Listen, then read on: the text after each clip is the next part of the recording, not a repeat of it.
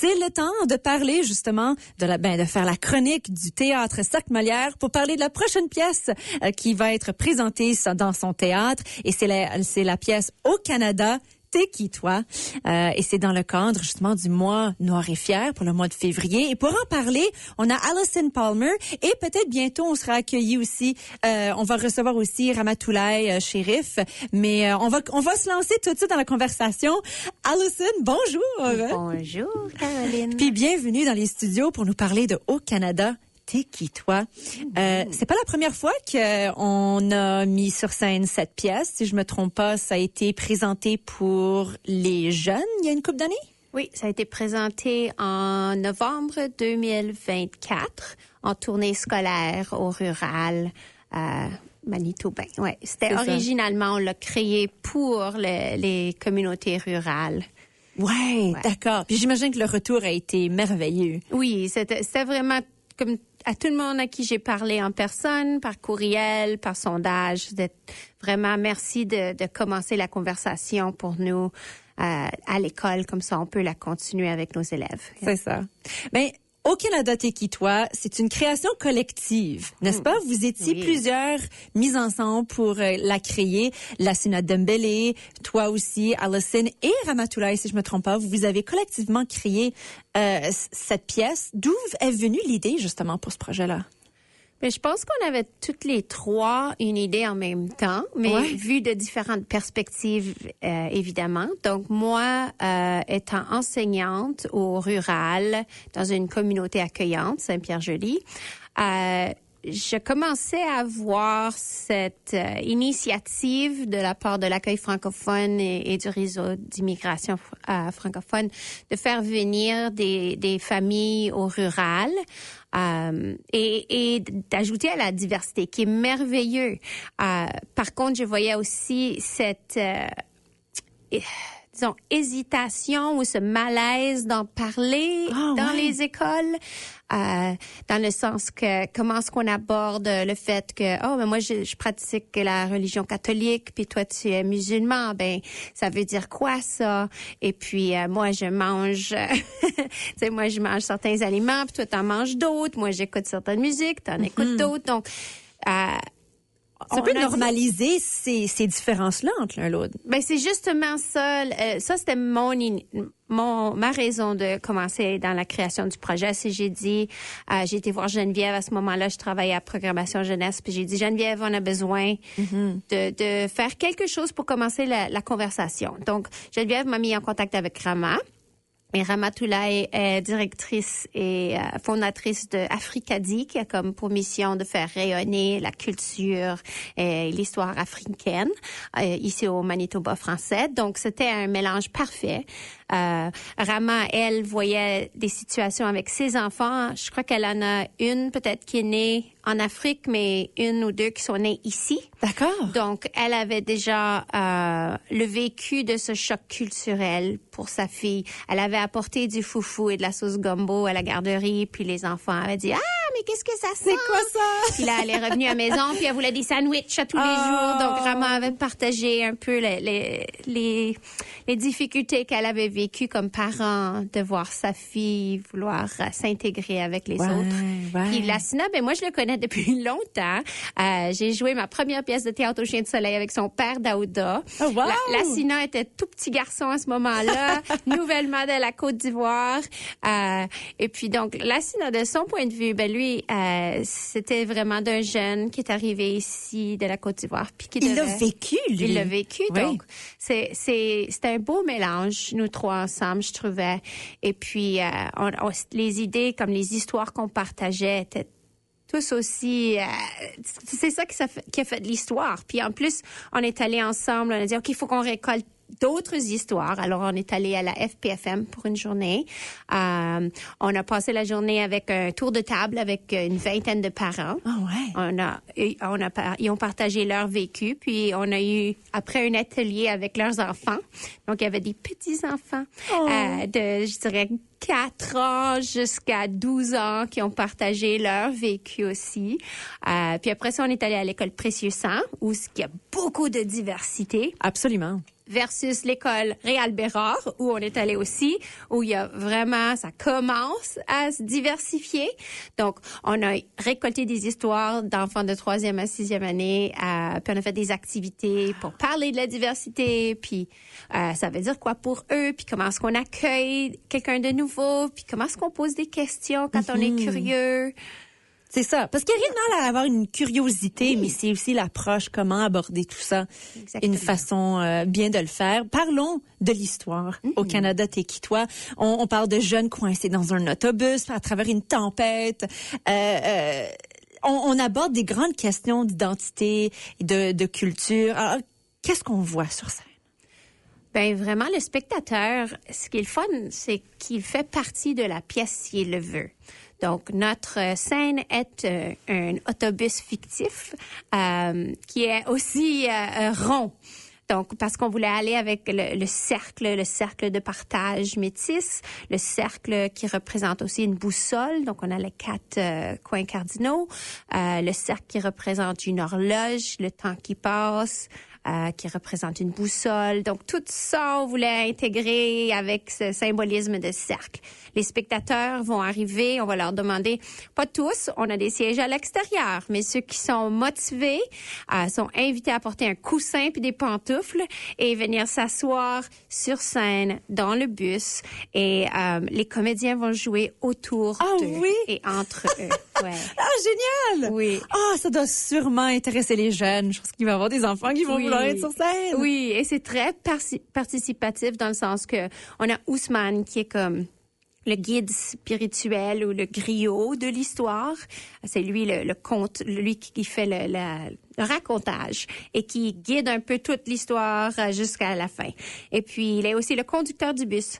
Il est un nouveau arrivant qui est arrivé il y a 2 ans, qui avait des études non reconnues ici et donc il a dû se trouver un poste au rural comme conducteur d'autobus, suivre des cours d'anglais en soirée et envoyer l'argent qu'il faisait autant qu'il possible en Afrique pour faire venir d'autres membres de sa famille.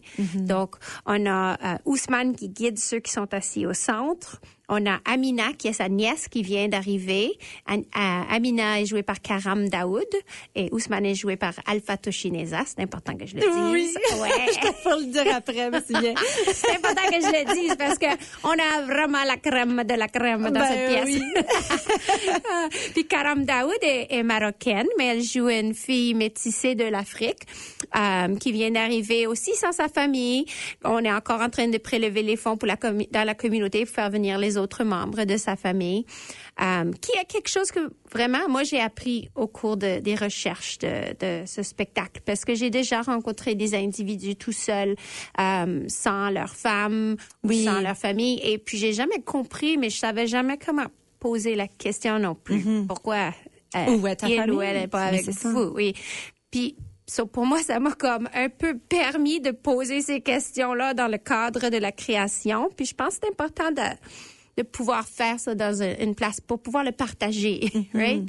So, après ça, on a Karam Daoud qui joue une blanche africaine. Donc, quand elle était en Afrique, c'est même elle qui l'a raconté. On lui demandait souvent d'où tu viens.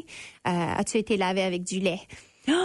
Ouais. Non. Elle est arrivée au Canada et on lui a demandé encore d'où tu viens. Oui. Alors, c'est ça, c'est toute cette quête d'identité. Puis ensuite, on a Djeneba qui est jouée par Axel Houlé. Qui est une fille énergétique au bout, ce personnage représente vraiment ce que je vois du rural manitobain, là. Comme en ayant enseigné à Saint-Malo, en ayant de la famille à Saint-Claude, Notre-Dame-de-Lourdes, en ayant grandi à Lorette, Gabriel Leroy, à Île-des-Chênes, puis maintenant Saint-Pierre-Joli. Comme pour moi, elle représente la ruralité. C'est quelqu'un qui joue au hockey, c'est quelqu'un qui fait du 4 roues, du skidoo, la pêche sur la glace, qui va aller à les soupers communautaires avec sa famille, il va être bénévole dans les festivals. C'est vraiment quelqu'un... Ils se sont ancrés. Donc, ce qui est intéressant, c'est que Djeneba, ses parents sont réfugiés africains qui sont arrivés au Canada et qui ont eu Djeneba, qui s'est assimilée et appris autant que possible la culture canadienne, en oubliant un peu ses racines africaine. Wow. Donc, on a cette quête identitaire de Geneva qui veut en savoir plus, mais qui n'a jamais su comment demander à ses parents qui voulaient un peu oublier leur traumatisme. Donc, c'est complexe c'est quand même. Très complexe. Hey, c'est profond, les histoires racontées ici. Oui. Et c'est toutes tes histoires, comme j'ai dit, c'est tout basé sur des partages de personnes qui ont partagé leur vécu. C'est ça, c'est des vrais témoignages que vous avez recueillis et ensuite écrits sur page pour raconter une histoire fictive, mais c'est tout basé sur des faits racontés. Sur des personnes qui vivent ici. C'est ça leur vécu. Puis le dernier personnage qu'on a dans la pièce, c'est Tyler Shingus qui joue le rôle de Louis. Et Louis représente un métis qui commence à s'identifier tout fort comme métis dans une communauté rurale fortement chrétienne qui célèbre encore Noël et Pâques à l'école, qui parle encore de catéchèse et de prière le matin. Et on a ce jeune métis qui tente à se retrouver là-dedans avec la journée de la réconciliation et la célébration d'être fier et d'être métis, mais en même temps, comment est-ce que tu acceptes toutes ces annonces de enfants retrouvés, enterrés dans des écoles religieuses et t'es fier et t'es dans une école qui célèbre encore ces fêtes religieuses. Donc, on a essayé d'aller un peu dans cette veine-là pour poser les questions, pas pour juger, mais comme ouvrir la discussion. Ouvrir la discussion. Et maintenant qu'on va avoir d'autres croyances qui rentrent dans ces petites communautés serrées, comment est-ce qu'on ouvre la discussion pour dire, hey, OK, il y a du monde qui croit d'autres choses et c'est correct, ça. C'est ça. Parlons de ton rôle, Alison, avec la pièce que vous mettez sur la scène. Est-ce que vous faites une mise en scène en collaboration? Qui s'occupe un petit peu de mettre tout ça en place? Bien, Lassina et moi, on a ensemble pris toutes les recherches, toutes les idées qui ont été lancées avec Rama dans notre trio. Et ensuite, sous l'œil artistique de Karim Troussi, on a écrit la pièce. OK. Puis ensuite, Lassina et moi, on a continué avec la mise en scène. OK, donc ensemble, vous faites ensemble. Oui, pour assurer les perspectives aussi, oui. Ben c'est vrai parce que, t'as mentionné, c'est un cercle, qui veut dire que c'est un 360 comme espace pour le public. Oui. Alors, il faut considérer chaque angle de la performance. Ça doit être un défi, ça, quand même, mais un défi, le fun à explorer pour les comédiens. Oh oui, c'est vraiment, c'est un défi. Je vois Ramatoulaye qui arrive. Viens-t'en, Ramatoulaye. Elle est arrivée. Je me demandais justement. Fantastique. Alors, oui, c'est un défi dans le sens qu'on veut pas juste bouger pour rien, mais en même temps, on doit assurer du mouvement pour garder un bon angle pour chaque spectateur. C'est ça. Il ne manque pas les moments clés. Donc, oui, c'est un défi, mais on a été capable de le relever en tournée et puis ça n'a pas été trop difficile de le recréer en scène. Ce qui est différent, c'est que maintenant, on a de l'éclairage qui ajoute au feeling du moment, qui ajoute à l'intensité des scènes. C'est ça. J'aimerais dire la bienvenue à Ramatoulaye Chérif qui nous joint ici dans la chronique. Bonjour Ramatou. Bonjour et vraiment désolée parce que j'étais dans le bain du colloque jeunesse de Noirs et Fiers au musée canadien des droits pour la personne. Donc, j'étais vraiment en plein dans la fièvre de la jeunesse. Bien correct. Et pas de souci. On a eu une belle conversation déjà, Alison et moi, mais on va continuer la belle conversation. Justement, elle avait mentionné quelque chose que je voulais ramener, c'était le fait que c'est une création en coproduction avec Africadi.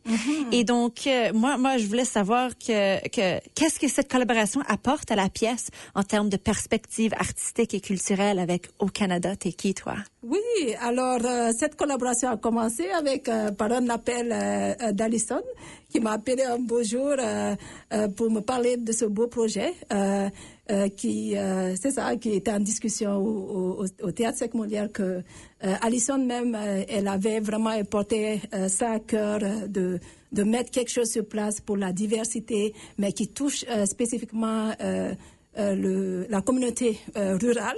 Et moi, ça tombait bien parce que j'œuvrais déjà dans le sens aussi de donner cette place-là aux jeunes, surtout les jeunes issus de la diversité.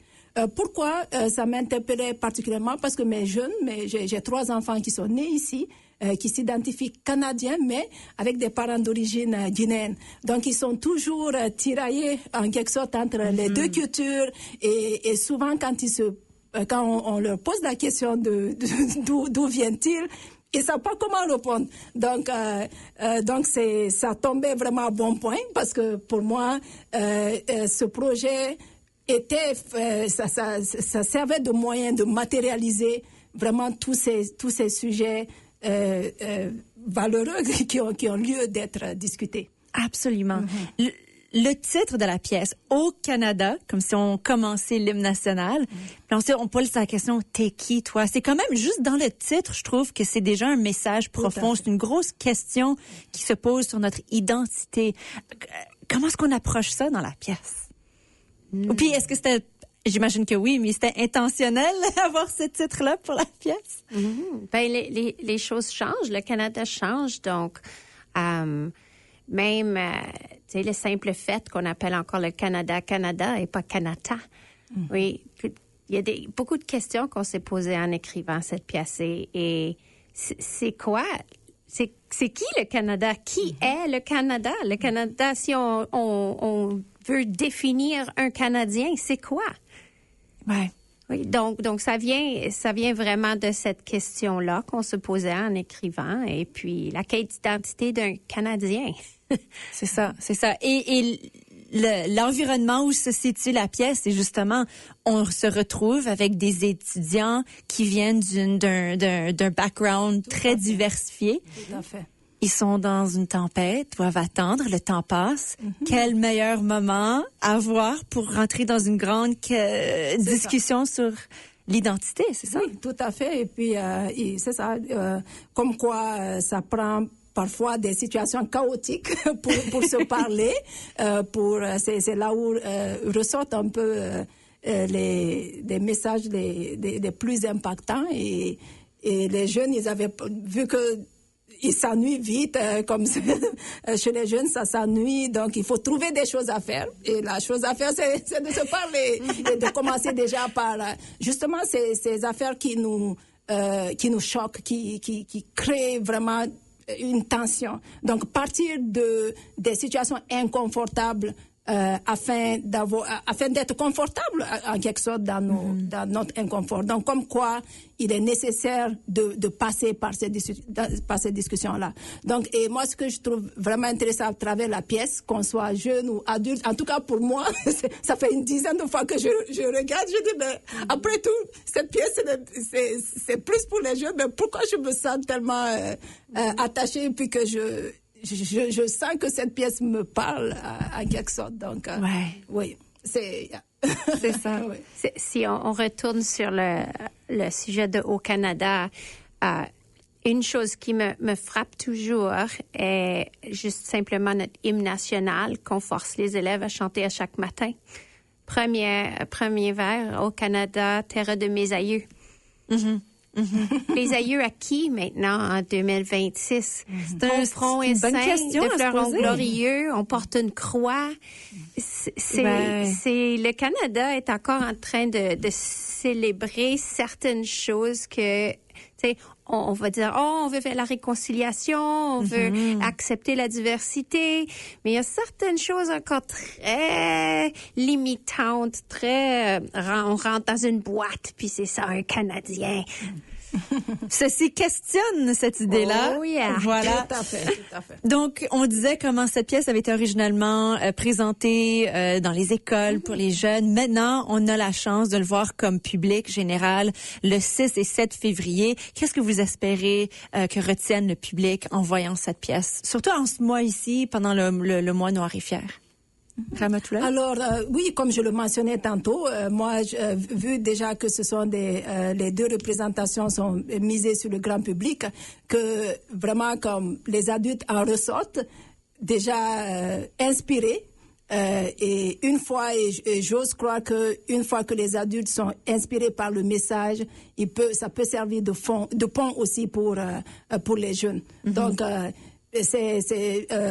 en fait, on a reçu des messages, mais pourquoi on n'a pas eu plus de représentation que deux? On est quand même déçus en tant que public. Oui, la pièce a été vraiment faite à l'origine pour les jeunes, pour les écoles, et je pense qu'il y a lieu de réfléchir à offrir plus de représentation pour le grand public définitivement, parce que tout le monde en tirerait profit. Ouais, tout à fait. Mm-hmm. Et pour toi, Alison? Répète ta question. Est-ce qu'on espère que le public retienne en allant voir cette pièce? Mais je sais qu'est-ce que Lassina a répondu à cette question l'autre jour, puis je me suis vraiment... Je pense que je vais aller avec sa réponse, qui est le d'où viens-tu? Mm-hmm. Donc, c'est une question simple, qui peut sembler simple, qui peut être aussi très blessante, surtout pour les enfants. Dans le sens que s'ils sont nés ici et on demande d'où tu viens, juste là, on est en train de faire un jugement, de placer dans une boîte que, attends une minute, t'es pas d'ici, toi. Alors, Lassina a dit que oui, c'est ça qu'il faut qu'on retienne. Et puis, en créant la pièce, on avait souvent cette discussion-là parce que moi, je disais, nous autres, on veut juste savoir si t'es cousin de ma fesse gauche, là. Tu dois connaître quelqu'un que je connais, là. Le Manitoba est si petit que je dois connaître ta maman ou ton papa ou je dois connaître quelqu'un. Mais dans le cœur d'un enfant puis dans la tête d'un enfant, c'est pas une question à poser. Mm-hmm. C'est une question délicate. Mm-hmm. Donc, de plutôt juste parler à l'enfant. Oh, c'est qui tes parents? Oh, juste aller de d'autres façons pour venir à voir si on connaît deux personnes pareilles. Non, absolument, oui. Absolument. Mais ce serait de réfléchir à comment on approche ces questions-là avec les jeunes. Oui. Certainement. Voilà. Une belle occasion d'apprendre. Alors, encore une fois, le 6 et 7 février. Et il y a 2 différents temps aussi pour des représentations. On parle de 19h30 et 14h. Donc, il y a une matinée également disponible. Le samedi. Le samedi, oui. Voilà. Mm-hmm. Eh bien, Ramatoulaye Sherif, Alison Palmer, merci à vous deux de venir nous parler au Canada, T'es qui toi, présenté sur les scènes du Théâtre Sac-Molière. Merci beaucoup. Merci beaucoup, Caroline.